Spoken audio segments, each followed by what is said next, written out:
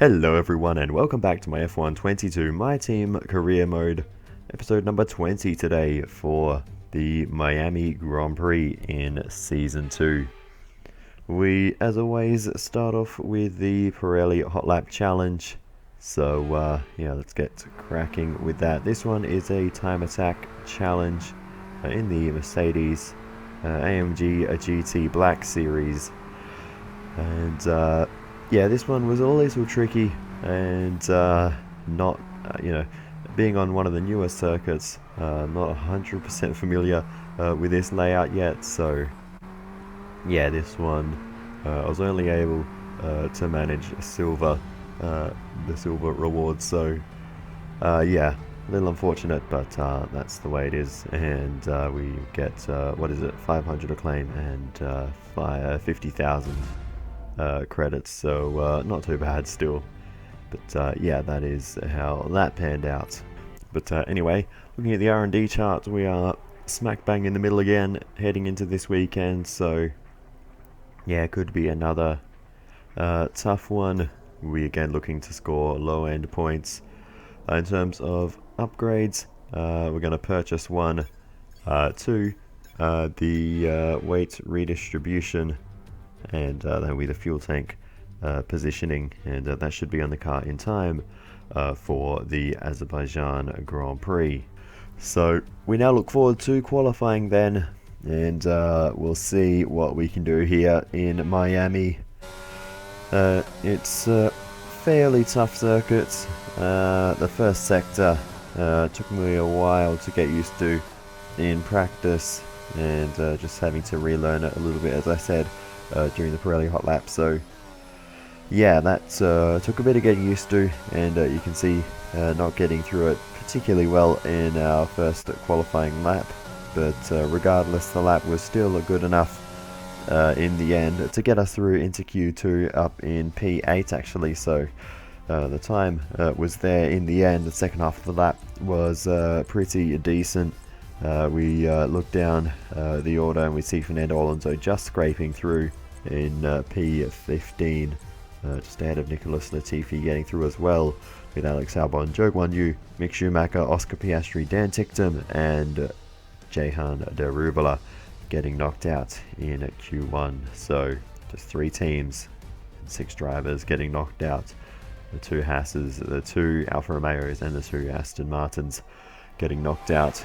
Q2 though, the rain came down, and that absolutely spoiled our pace, and I just had absolutely no confidence or ability in these conditions. I don't know what it was, but yeah, I tried, but I just could not put a lap together, and yeah, just had absolutely no pace to show, unfortunately. So yeah, this session was very tough, and to no one's surprise, the lap time in the end was not there. I didn't even go on to complete a second lap because we ended up damaging the front wing at the end of the first one. So yeah, that was it for the session. The rain just got heavier, and there was no chance to improve, so we were knocked out, as was Fernando Alonso. So that was the end of our session, unfortunately. But yeah, Yuki Tsunoda also knocked out, along with Kevin Magnussen, as I said, Fernando Alonso, along with Pierre Gasly, Nicholas Latifi and myself, knocked out in Q2. So another 3 teams and 6 drivers all being knocked out, meaning just 5 teams advance to Q3. That is the way things are at the moment. Things are very divided in that way in the field. But anyway, we'll hopefully be able to break into those top 5 teams shortly. But yeah, development is tough at the moment. But anyway, hopefully we can move forward in the race. Formula One has arrived in the Sunshine State for spectacular sunsets, gentle breezes, warm waters, and for what will be a fantastic race day here at the Miami International Autodrome. A lap of the Miami Grand Prix features 3.36 miles of track around the Hard Rock Stadium. and 19 corners make up the Miami International Autodrome, which will challenge the drivers in a tight wheel-to-wheel race. Let's run you through the driver grid order for today's exciting race. Lando Norris will lead us away from pole position, with Lance Stroll alongside. Considering the rest of the grid, we have Leclerc, Perez, Carlos Sainz, and Russell. Verstappen, Hamilton, Ricciardo, and Esteban Ocon. Tsunoda, Magnussen, Fernando Alonso, and Gasly. Latifi, the scientist, Alex Albon, and Guan Yu Zhou. Mick Schumacher, Oscar Piastri, Tictum, and Jehan Daruvala. Now it's almost time for lights out, so let's go down to the track.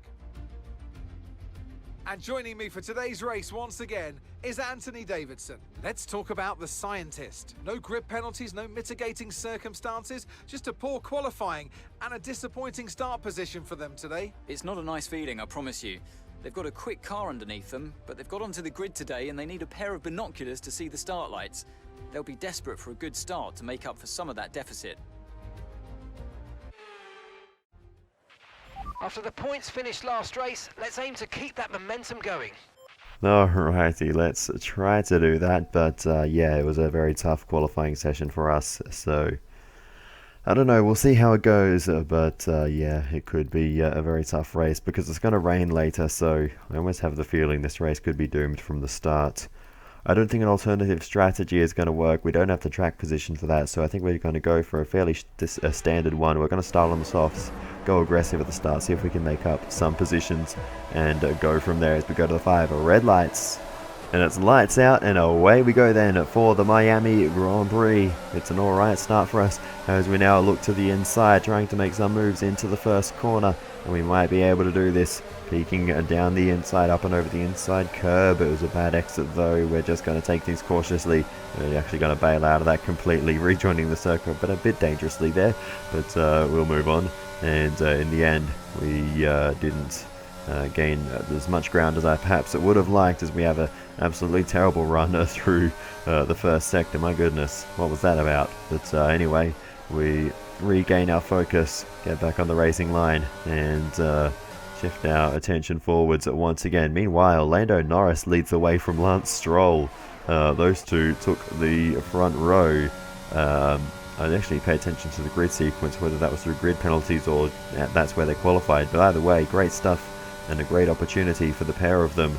Lance Stroll on the soft tyres, Lando Norris on the mediums, as we go for the double move around the outside. And we get both of them.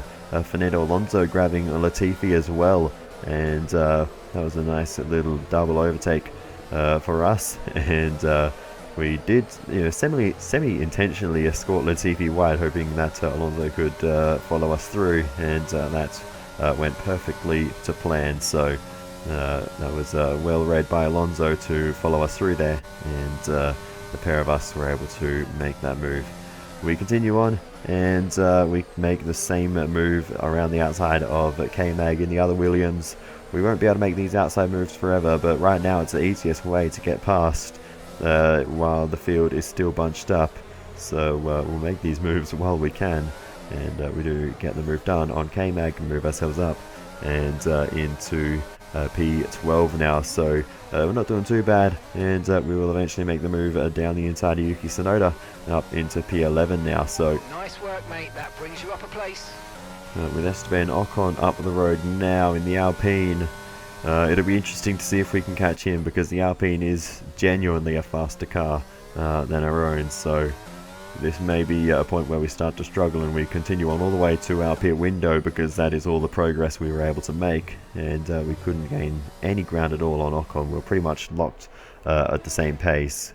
So we come in, we equip a set of medium tyres, and Alright, we'll be doing one more stop today. One stop left in this strategy. we now head out of the pit lane, and Dan Tictum sneaks through ahead of us, so we'll need to make an overtake on him on track, which is a little unfortunate, but anyway, we need to do that sooner rather than later, otherwise we're going to get held up. So we go for the almighty lunge down the inside into the final complex, and Tictum gets the switch back, and we actually made a bit of contact with Dan Tictum there, so a bit too aggressive there. To your teammate ahead is 12.9 seconds. And yeah, that wasn't really a great maneuver, so we'll go for it again down the inside as Tictum locks up.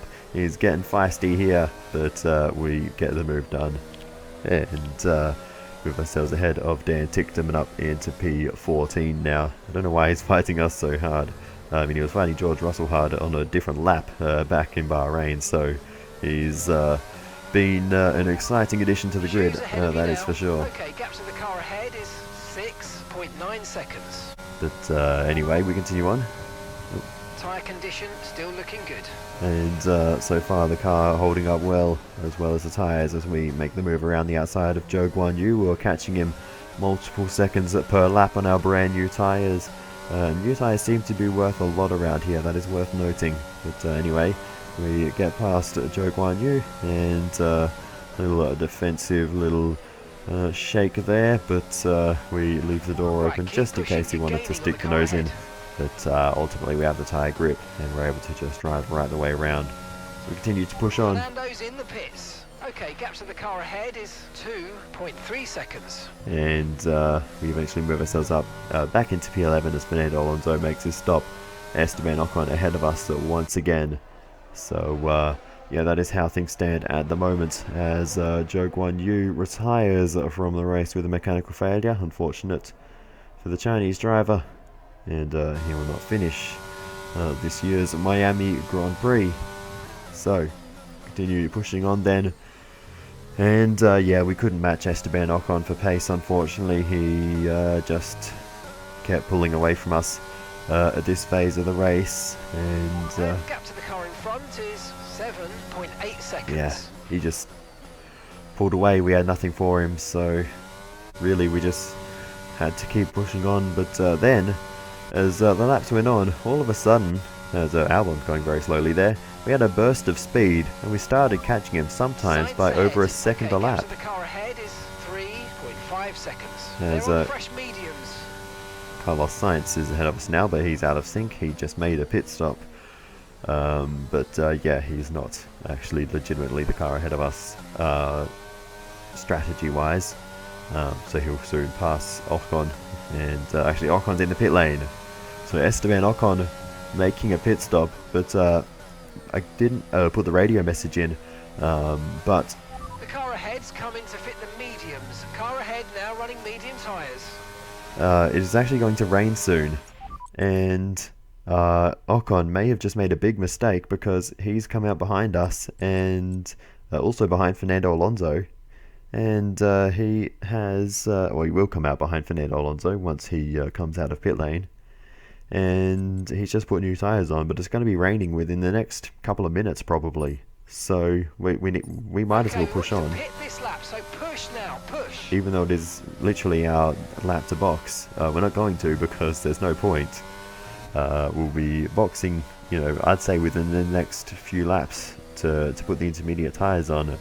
So yeah, Ocon may have made a very big mistake there, or the Alpine strategist. No need to worry about the tyre condition for now. Everything's looking And good. Lance Stroll, who has fallen well down the order in this race with less than optimal strategy Definitely seem like the fastest tyre at the moment. from his side of the garage. Lando Norris, remember, starts on the front row. He still maintains the race lead, going medium so far.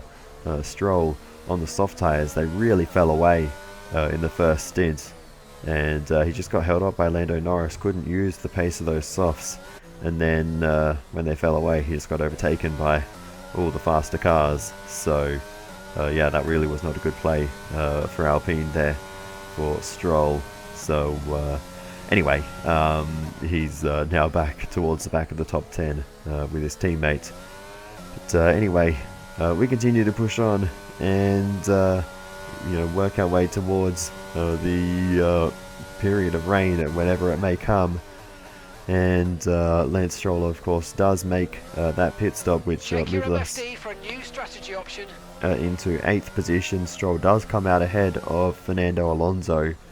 So Stroll and Alonso round out the top 10 now. But yeah, this is been a very it's going to be a very interesting finishing order to this race, no matter how it plays out. Okay, dries seem like the best tyre for now. Dries are still the best tyre, but we're getting called in for the intermediates. I don't want to be caught out on the wrong tyre, so I think I'm going to come in anyway. Seem like the fastest tyre at the moment. And yeah, I'm being told over and over that dries are the correct tyres, but I was called in for the inters, so I'm going to trust the call and come in, and we'll see if it is the correct one. Others are coming in too, so we'll see how it goes. We're going onto the inters, and so are the cars ahead. Perfect job on the turn in there, mate. Looks like a nice stop time. We're happy with that one. Pit strategy complete. See these tyres through to the end now. And yeah, we'll see how this strategy plays out for us. But yeah, we're currently sitting in 8th position. The race has basically been reset from this point. The Alpines have lost out by making that additional pit stop. And this is the Red Bull battle. Max Verstappen right behind Sergio Perez. And they are going to have to double stack. Or no, they're not, because Verstappen is trying to stay out as Perez is going to come in to the pit lane. And Verstappen did manage to bring it around for that lap, but it was a very treacherous lap, I may add, and he lost so much time that Lando Norris actually made the move on him and retook the lead before Verstappen made it back to pit lane. He was so slow on that lap, so yeah, that was not a great strategy call for Max Verstappen, and him choosing to stay out rather than double stack behind Sergio Perez I think cost him there. So yeah, not a great choice, but I guess you have to try these things. But he's I think quite fortunate to even stay on the road. Speaking of staying on the road, we're having a lot of trouble doing that. We're really struggling in these conditions at the moment, and you can see we're running side by side here with Lance Stroll, and he's just able to get through. We have no ability to put that amount of traction down that he is doing. I don't know what we're doing wrong, but I just can't match their ability to put the power down, and to that exit out of the corners, we just can't do that. And yeah, I don't know, driving in the rain, it's never really been my thing in the Formula 1 games, but for some reason in F1 22 it's especially difficult, and whenever it rains I'm ruled out of contention completely. I've just got nothing to fight with here. That rear wing, you've taken some slight damage. And now I've got rear wing damage, so that's fun. I don't even know how that happened. Lewis Hamilton's coming in for a new front wing, so I didn't actually I couldn't figure out when this happened, when he actually made contact. Presumably somehow his front wing made contact with our rear wing. I don't know how on earth that happened, as Esteban Ocon now goes for the move on us. We're trying our best to hold him off, but I think this will ultimately be a short-lived battle. But yeah, we're struggling so much. We can hold cars off by, you know, parking it on the apex and trying to hold the inside line, trying to just, you know, park it in front of them, but ultimately they're gonna find a way past eventually. In you know, when we run a bit wide like we did there, Ocon gets through, and that's it. That's the end of the battle, and Ocon is free, and we are now out of the points after looking pretty strong for a PA finish up until it started raining. So, or probably a P9. I don't know if we were going to catch Stroll, but you know, whatever it may have been, yeah, it was. Watch out for the rear diffuser. It's taken a small hit. Just be careful. Now I've got diffuser damage as well, just to add insult to injury.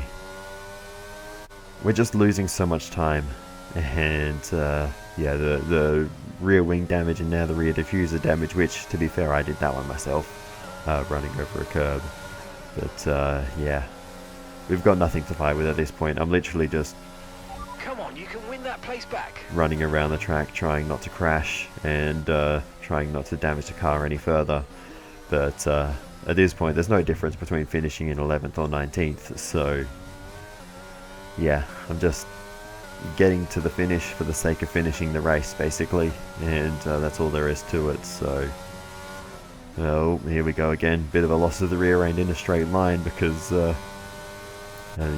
misjudged the isn't straight. But anyway, we continue to move on. There goes Yuki Tsunoda. We made a nice move on him earlier in the race, but he gets back past us now and takes P12 away from us. Mick Schumacher down the inside, getting in on the action as well. Bit of contact as he makes his way through, and Mick Schumacher is through as well. We've now got Kevin Magnussen behind us in the Williams, so it sort of shows how far we've fallen, as the Williams cars only just barely made it through into Q2, and you know, I was talking about making it into Q3, and we should have been able to do that in dry weather conditions, but now Lando Norris is about to put us a lap down, so we're going to let him go and not get in his way, as we've completely missed the braking point here, so we're just going to arrow between the traffic and fling ourselves off into the escape road so we don't get into anyone's way there. But yeah, this is... We're starting to reach the point where you're going to start aquaplaning with those tyres. We think you're alright for now, but it might not be long before we switch to the full wet. This is a very frustrating end to this race. That's what this is. Okay, focus. We need to stay on form. There goes Piastri. Big lunge back down the inside though to try and retake the position. Bit of contact as we're scrapping away with our old teammate, as we are really aggressively trying to hold him off, but a massive loss to the rear end there, and he gets back through, and as does Pierre Gasly as well, and we lose both of those positions. Next up behind us is Nicholas Latifi, and once again, it won't be long before the Williams car is on the back of us. We need to try and get ourselves back on the racing line once again. Every time we lose the rear end, it takes us about 5 seconds at least to recover and get back on track. There goes Latifi, and yeah, the Rivola, he is 8 seconds behind us. Okay, 18th. You're in 18th place. Latifi ahead. They're on old intermediates. Daruvula behind. Okay, the gap behind is 8.9 seconds. And now Daruvula is right behind us. That gap disappeared in absolutely no time at all, and to be fair, that lap wasn't great, but yeah, you can just see the amount of time we're losing to the cars at the back of the field, let alone the cars at the front. This is just immensely frustrating, and yeah, anyway, the next car behind us is Dan Ticktum. He is 45 seconds behind. Our gap to the car in front is 1.8 seconds. And we've just grazed the wall. But with only, what, 4 laps to go in the race now, given that's going to end a lap early for us. Okay, you've currently got 19th place. I can confidently say that... Come on, push hard. Okay, gap to the car ahead is 1.8 seconds. I can confidently say that Ticktum won't be catching us. Goodness me, I'm losing the rear end in the most simplest of places now. Can you please stop talking, engineer? But anyway, so yeah, we just need to avoid crashing into the end, and we can finally end this misery of a race that has been dragging on for way too long now. But, okay, so the gap to the car behind is 42.0 seconds. Yeah, I don't know what I need to do. I'm driving at my absolute best, and you know, even when I do put a half decent lap together, it's still just absolutely nowhere near the mark. And yeah, I don't know what I have to do. I don't know how I'm possibly losing so much time, but yeah, it's been a very frustrating end to what was overall a pretty good race. So yeah, oh, and here we go. Here comes Fernando Alonso to put us a lap down after we were, you know, fairly comfortably ahead of him in this race. So now that's happened. Lunge down the inside of Esteban Ocon, make it a little bit harder for him to put the pressure on Fernando Alonso throughout the closing stages of this one. But yeah, that Okay, we've got 4 laps of fuel remaining. was a short-lived move as we went far too deep. But anyway, yeah, I don't know what else to say about this race. This has been an absolute disaster of an ending. Even Dan Ticktum's catching us so quickly. Alex Albon, by the way, I briefly mentioned he was slow. He's still a few laps behind us. Meanwhile, up the road, no such problems for Lando Norris. He wins the Miami Grand Prix. Brilliant drive. Fantastic for Lando Norris. That is absolutely splendid. Meanwhile, we are still crashing and bashing our way through, and we've damaged the car further. On track, resulting in loose debris. Fortunately, the marshals have managed to clear it up in time, and there are so far no plans for a safety car. And yeah, we're just a sector away from finally ending this horrific race. But yeah, I don't know. I need to sort out something for dealing with this rain, because every time it rains I've got no pace, and I need to get better at this, but I don't even know where to start. I don't know how to improve my rain driving skills, but anyway, it's ruined this race. So hopefully when we get to Spain in the next episode it doesn't rain. Because rain in Spain the gap behind is 11.7 seconds. Is an absolute pain. But that is the end of the race in Miami. Thank goodness that is over. Okay, pick up rubber and bring it home. It's been a very depressing tone towards the end of this one, but when you go from, you know, looking like a solid top 10 to finishing in P19. They've done it then. A truly magnificent win here at the Miami International Autodrome.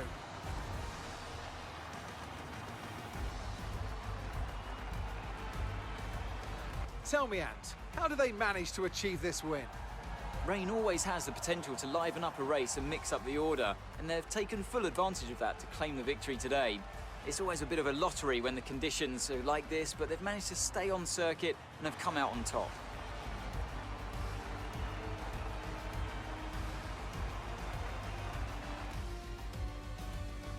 Our drivers are making their way out for the podium celebrations, and it's going to be McLaren picking up the winner's trophy. Congratulations to the entire team for that fantastic performance.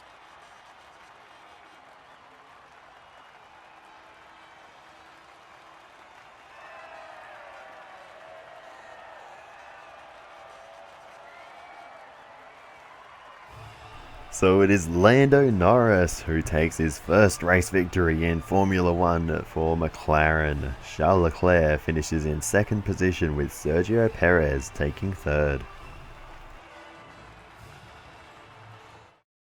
Let's have a look then at the driver's standings. Well, after an incredible day of racing, who was your driver of the day?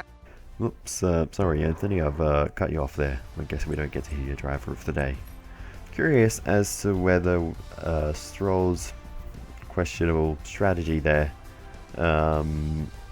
actually cost him any positions.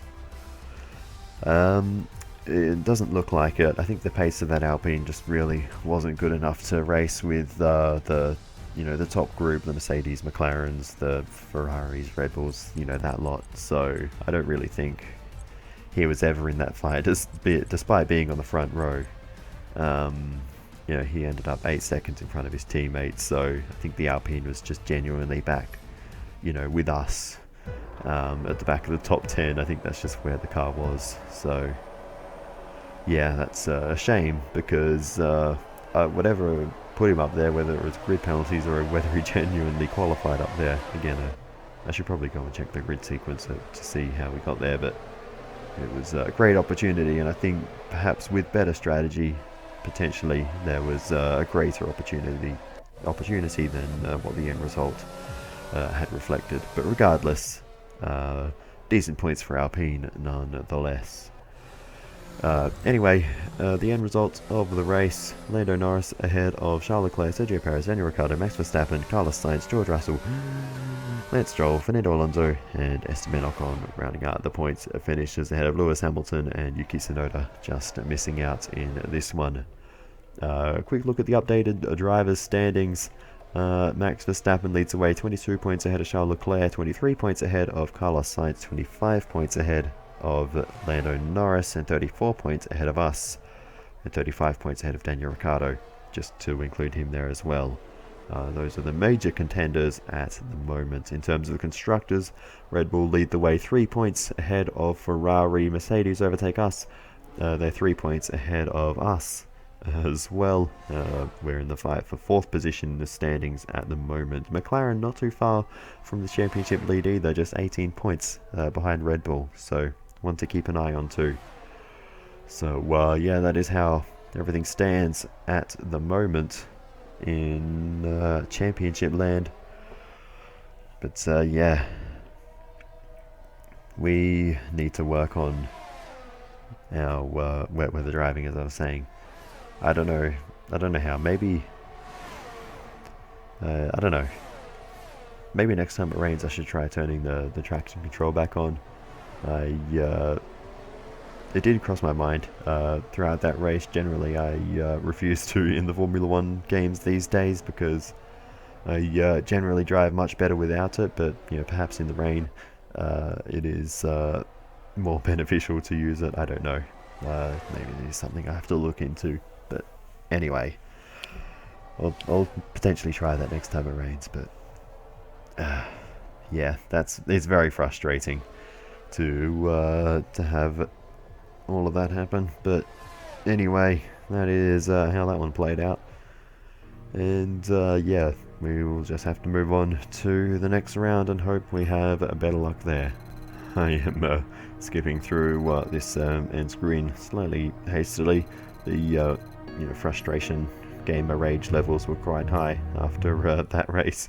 But anyway, here we are then, and straight away we have a sponsorship renewal, and it is Atlantic who are the ones who just want us to complete a total of 75 laps. So we will renew that deal because that's a very easy one, and we get the payout every time just for finishing the race, even with one car probably. And that includes practice and qualifying laps, so it's a very, very easy objective. So yeah, anyway, yeah, with that one out of the way, Fernando Alonso's focus 19 now, so it drops slightly, but not as much as it usually does. So maybe slight improvement. But anyway, we need to fill in the activity timeline. And timeline now full. We focused on morale of all departments as well as team acclaim and driver acclaim. So we go through the timeline then, and we get a engine cover upgrade, and we have an aero department event, and it seems like R&D need our time in the simulator rather urgently. Goodness me, I'm forgetting how to speak. However, to do so we will miss an important meeting, and I deliberated over this for a long time, and in the end I decided to go to the simulator and see what this was all about. But it's one of those ones where we won't find out the end result for a little while. Not an easy decision, but you handled it well. Thanks. So we continue on through the timeline once again then. We get the Spec 2 Fitness Center upgrade to the personnel facility, as well as our weekly resource points. So let's see if there's anywhere we can spend these. And we will spend them on a major ERS upgrade to the rotor speed. And now we go through the timeline again then, and tick off the last couple of activities. And we get the end of the aero department activity, and apparently the simulator time was worth it, though there is no reward for it seemingly. So unclear whether that was the right choice or not. Perhaps there is a part 3. We'll have to wait and see. until next time, or potentially even the time after that. Who knows how long this is going to go on for. But anyway, yeah, that is I think going to be that for this one, unless another department event pops up on the very final day. But yeah, that is it for this one as we go through the timeline for the final time, and nothing. So yeah, that is it. So thank you so much for watching all the way to the end. I really do appreciate it. Feel free to give me some feedback in the comments. It is always very helpful. And on that, I will see you next time. Goodbye.